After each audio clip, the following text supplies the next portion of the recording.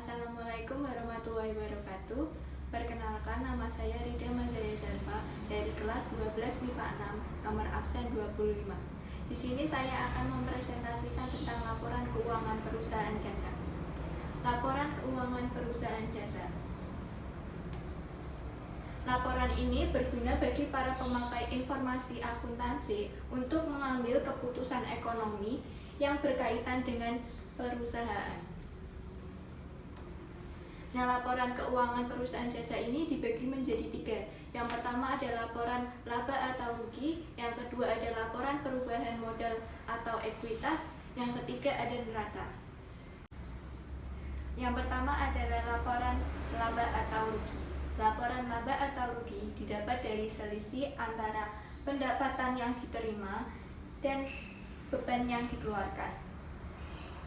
Perkembangan perusahaan dapat diketahui dari laporan ini.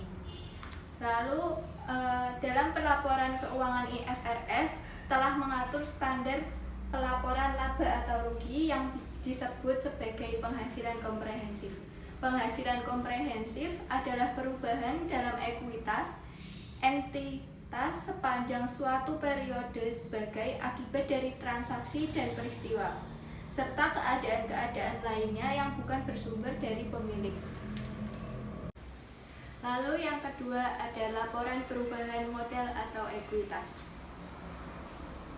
Laporan perubahan modal atau ekuitas mengalami perubahan karena adanya aktivitas yang mengakibatkan perusahaan memperoleh keuntungan, mengalami kerugian, pengambilan pemilik atas kekayaan perusahaan, atau setoran pemilik kepada perusahaan.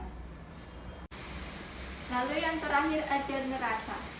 Neraca di sini adalah laporan yang menunjukkan keadaan keuangan atau posisi keuangan suatu perusahaan pada akhir periode.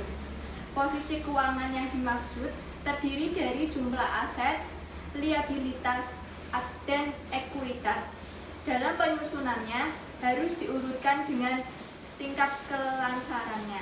Itu yang bisa saya sampaikan di presentasi kali ini. Jika ada kesalahan mohon dimaafkan. Terima kasih. Wassalamualaikum warahmatullahi wabarakatuh.